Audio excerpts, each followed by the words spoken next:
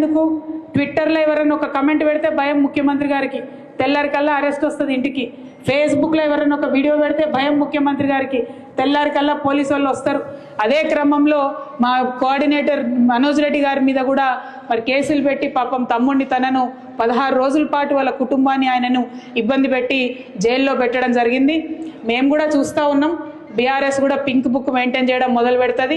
ఇబ్బంది పడద్దు, ఇంతకింత తిరిగి చెల్లిస్తామని కూడా మీకు తెలియజేస్తూ ఉన్నాం. మీ రాహుల్ గాంధీ ఏమో పాకెట్లో రాజ్యాంగం పట్టుకొని తిరుగుతాడు, ఇక్కడ రేవంత్ రెడ్డి గారేమో రాజ్యాంగాన్ని కాలరాసి అక్రమ కేసులు పెట్టుకుంటా తిరుగుతాడు. చూస్తూ ఉన్నాం. డెఫినెట్గా లెక్కలు మేము కూడా పెట్టుకుంటాం. మాకు జయశంకర్ సార్ నేర్పించిండు లెక్కలు ఎట్లా రాయాలనో, ఎట్లా ఉద్యమాలు చేయాలనో. ఇప్పుడు మా మీద అక్రమ కేసులు పెడుతున్నారు.